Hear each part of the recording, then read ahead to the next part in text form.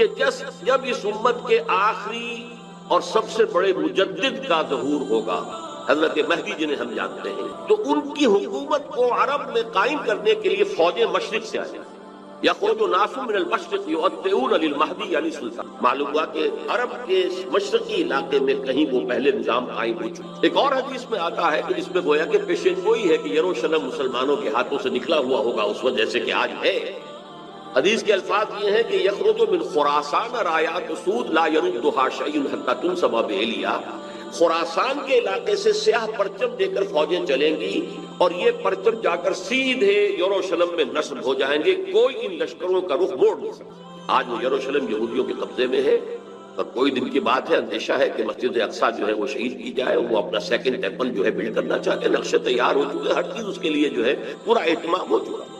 بہرحال یہ تو اشارات ہیں جو احادیث ہمارے پاس ہے حوالوں کے ساتھ جو اس کے اندر درج ہے۔ اب مشرق میں الحمدللہ کہ ہندوستان بھی مشرقی میں تھا، پاکستان اب مشرق میں ہے، افغانستان مشرق میں ہے۔ خراسان کا لفظ آیا ہے تو خراسان جو ہے حضور کے زمانے میں ایک بہت بڑے علاقے کا نام تھا، جس کا یوں سمجھیے کہ نیوکلیس تو موجودہ افغانستان کا، کچھ علاقہ پاکستان کا بھی اس میں شامل تھا، جو مالاکنڈ ڈویژن ہے پاکستان کا شمالی، جہاں وہ شریعت کی تحریکیں چلتی رہتی ہیں اور بڑا وہاں پر جو ہے ہنگامہ بھی رہا ہے۔ اور یہ تھوڑا سا علاقہ ایران کا بھی شامل تھا، جو اب بھی خراسان کے پروونس کی حیثیت سے وہ جانا جاتا ہے۔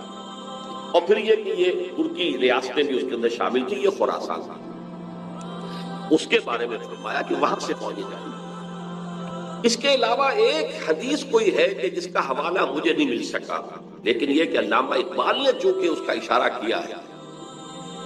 کہ میرے وطن کو آئی ٹھنڈی ہوا جہاں سے، میرا وطن وہی ہے، میرا وطن وہی ہے۔ جبکہ وہ ہندوستان کا جو ہے راگ الاپ رہے تھے، اس کو بھی اس وقت نہیں کہا میرے عرب کو آئی ٹھنڈی ہوا جہاں سے۔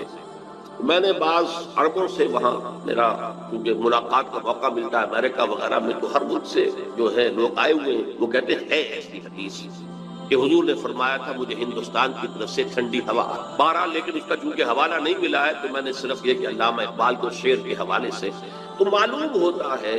کہ اس مشرقی خطے کے اندر وہ نظام پہلے قائم ہوگا اور پھر یہاں سے وہ پھیلے گا۔ چنانچہ ایک اور تیسری حدیث سے میں آپ کو مل جائے گی، حضور نے فرمایا میری امت کے دو لشکر وہ ہیں کہ جن کو اللہ تعالیٰ نے پیشگی طور پر جو بھی ان میں شریک ہوگا جہنم کی آگ سے چھٹکارے کا پروانہ دے دیا۔ عصابتان من امتی احرزهم اللہ منہم۔ ایک وہ ہوگا جو ہندوستان پر حملہ آور ہوگا، دوسرا وہ ہوگا کہ جو دجال کے ساتھ جنگ کرنے کے لیے حضرت مسیح کے پاس پہنچے گا، حضرت مسیح کے ساتھ دینے کے لیے۔ اب اس سے بھی گمان یہی ہوتا ہے کہ یہی خراسان کا علاقہ، یہ افغانستان، اس کے ساتھ ملحق پاکستان، یہاں سے ظاہر بات ہے کہ پھر ہمیں ہندوستان کو بھی فتح کرنا ہوگا، یہ دارالاسلام رہا ہے۔ تو گویا کہ ایک حدیث میں دو لشکروں کا ذکر جمع کرنا جو ہے اشارہ کر رہا ہے کہ یہ اس دور سے متعلق ہے، ورنہ یہ کہ ہندوستان پر تو بہت سے لشکر آئے ہیں، محمود غزنوی بھی آئے ہیں، ان کے حملے ہوئے ہیں، محمد غوری بھی آئے ہیں، سب سے پہلے محمد ابن قاسم آئے ہیں، تو یہ تو بہت لوگ آئے ہیں۔ لیکن یہ کہ اصل میں ایک حدیث میں دو کا جمع ہونا جو ہے وہ ادھر اشارہ کرتا ہے کہ یہ اس وقت جب ایک نیوکلیس بن چکے گا خلافت اللہ منہاج النبوہ کا،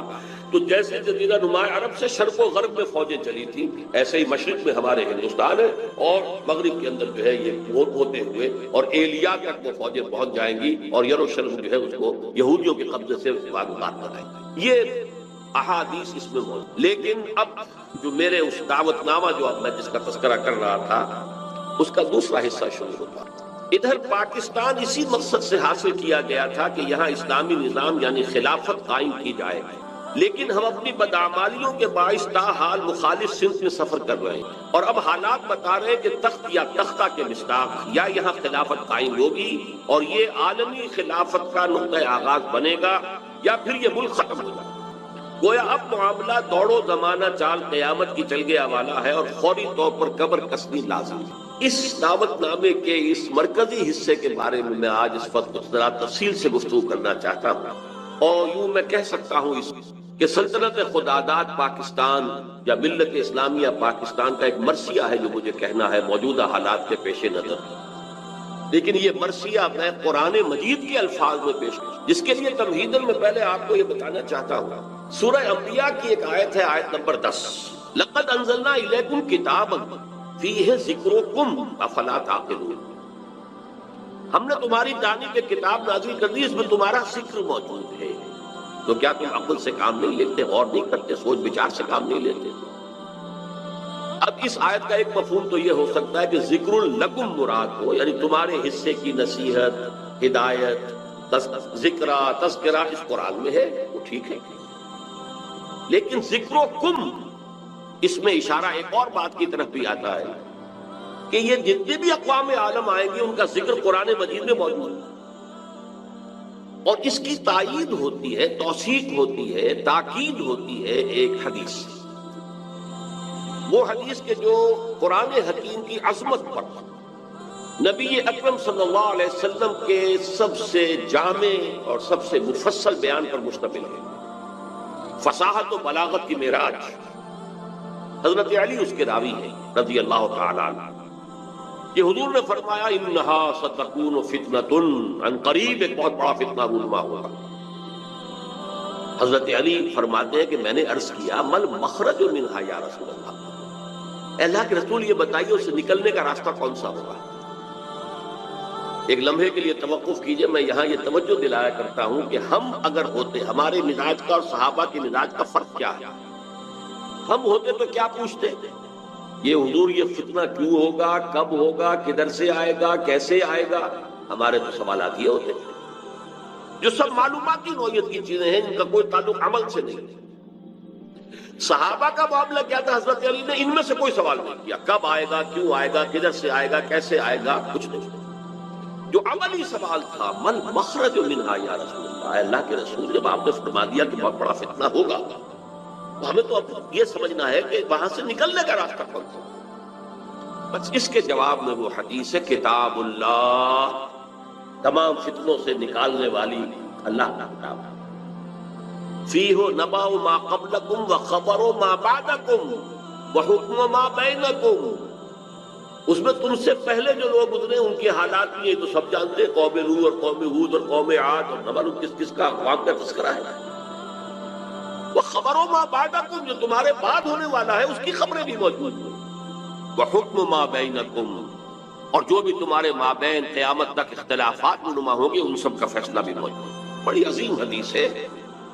وَهُوَ الذِّكْرُ الْحَكِيمُ وَهُوَ الصِّرَاطُ الْمُسْتَقِيمُ وَهُوَ حَبْلُ اللَّهِ الْمَتِينُ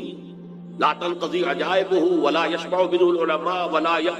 يَخْلُقُ عَنْ كَثْرَةِ الرَّدِّ، اور آخری الفاظ تو بلاغت کی انتہا ہے، من قال به صدق ومن عمل به اجر ومن حکم به عدل ومن دعا الیہ ہدی الی صراط مستقیم۔ جس نے کوئی بات کہی اس قرآن کی بنیاد پر اس نے سچ کہا، جس نے عمل کیا اس کا اجر محفوظ ہے، جس نے کوئی فیصلہ کیا قرآن کی بنیاد پر اس نے عدل کیا، اور جس نے قرآن کی طرف بلایا اس کی ہدایت ہو گئی، کسی اور کی ہو نہ ہو اس کی ہدایت گارنٹیڈ ہے جو قرآن کی طرف بلانے والا ہے۔ یہ حدیث ہے کہ جس میں خبر و ما بعدکم کے الفاظ موجود ہیں، بلکہ میں تذکرہ کر دوں یہ حدیث ایک اور شان سے وارد ہوئی ہے طبرانی کی معجم کبیر میں، وہاں یہ حدیث اس طور سے آئی ہے کہ حضرت جبرائیل نے حضور سے یہ فرمایا یا محمد امتک بعدک، اے محمد صلی اللہ علیہ وسلم یا آپ کی امت کا آپ کے بعد کیا بنے گا؟ حضور نے اس پر پوچھا بل مخرج منہا یا جبرائیل، جبرائیل کی بات تو بہت اہم کہی ہے، ابھی تو میں ہوں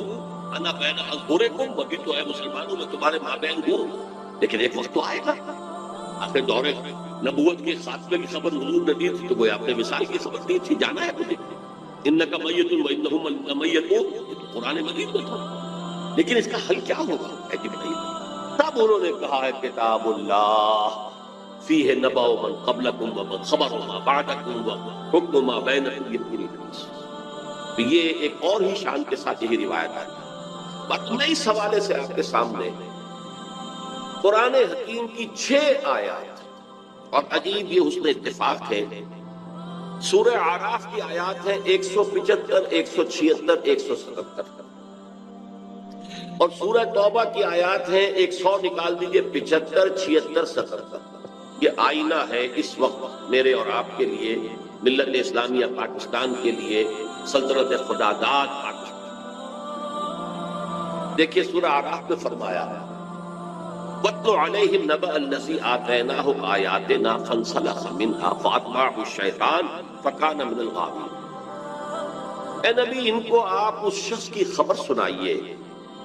جسے ہم نے اپنی آیات عطا کی تھی، لیکن وہ ان سے نکل بھاگا، پھر شیطان اس کے پیچھے لگ گیا اور پھر وہ انتہائی گمراہ لوگوں میں سے ہو گئے۔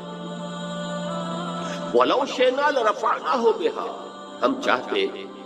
تو ان آیات کے ذریعے سے ان کی بدولت ہم اسے اور بلند کرتے، اس کا مقام، اس کا رتبہ اور اونچا۔ وَلَكِنَّهُ أَخْلَدَ إِلَى الْأَرْضِ، مگر وہ تو زمین